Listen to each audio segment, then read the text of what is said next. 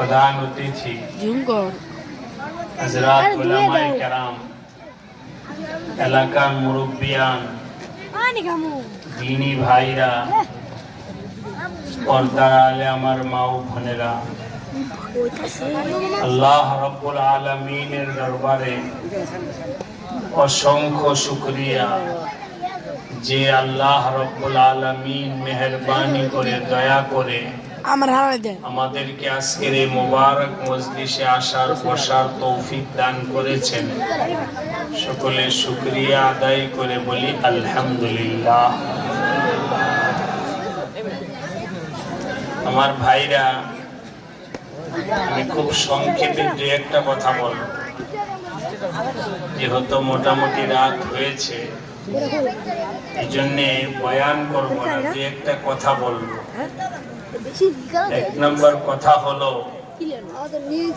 এই মাহফিলটা একটা ব্যতিক্রম মাহফিল। এই মাহফিল হওয়াটাই একটা সফলতা। আলহামদুলিল্লাহ বলেন। আমি বিশেষ করে আজকের মাহফিলের সম্মানিত সভাপতি সাহেবকে হিম্মত আফজাই করে বলবো, এই মাহফিলটার মানুষ কম হোক বেশি হোক, শুনুক অথবা না শুনুক, এই মাহফিলটা হওয়ার কারণে এলাকার মানুষ বিশাল গুনাহ থেকে বাঁচছে। ঠিক কিনা বলে?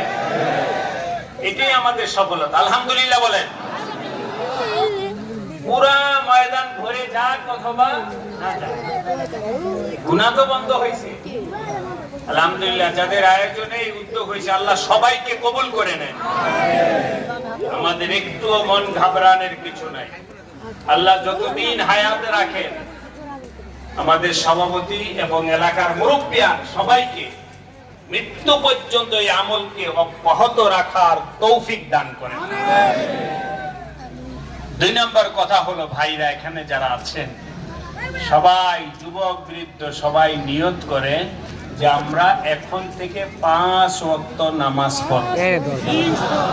হাত উঠান। আল্লাহ আমাদেরকে তৌফিক দান করেন। হাত নামান। একজন মুমিন মুসলমানের অনেক বড় পাওনা হলো নামাজি হওয়া। ঠিক কিনা বলেন?